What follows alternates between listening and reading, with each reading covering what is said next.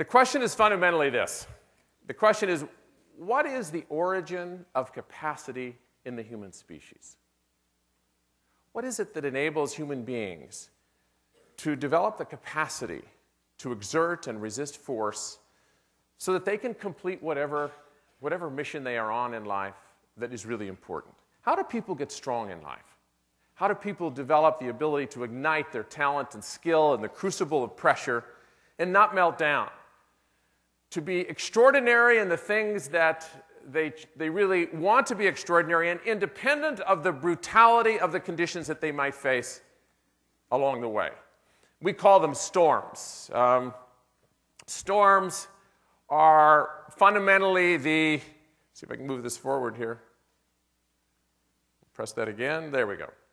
Storms is the metaphor we use in our work to describe stress. It's a metaphor for the barriers that stand between us and our ability to complete the mission.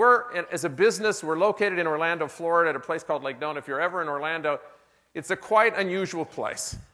You will see some of the most elite athletes in the world training alongside some of the most elite law enforcement units, FBI, anti-terrorist teams, special forces in the military.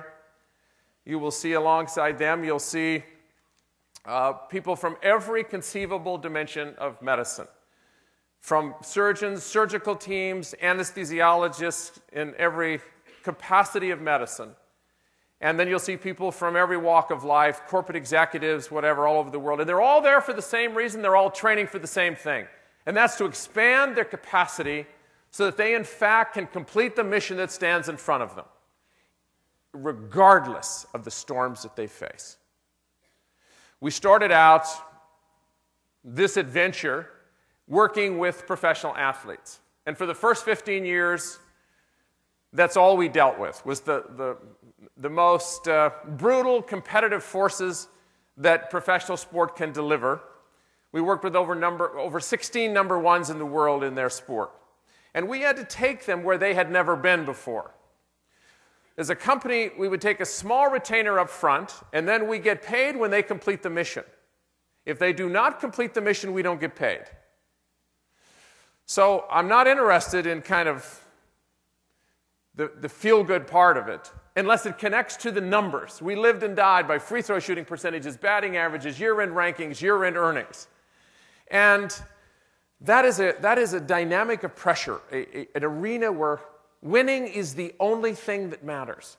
Did you perform? Did you make the Olympic team? Did you win an Olympic medal? Did you win the championship, or did you not?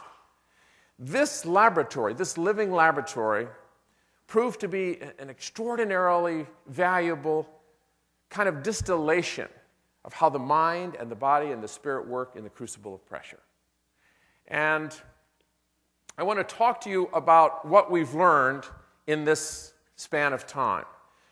As a therapist starting out, I will tell you, if I went back into therapy now, I would completely change the way I operate in the world. This has had such a profound effect on my life and everyone that I can tell you who's ever been involved in our training, either as a staff or in terms of the people that go through this.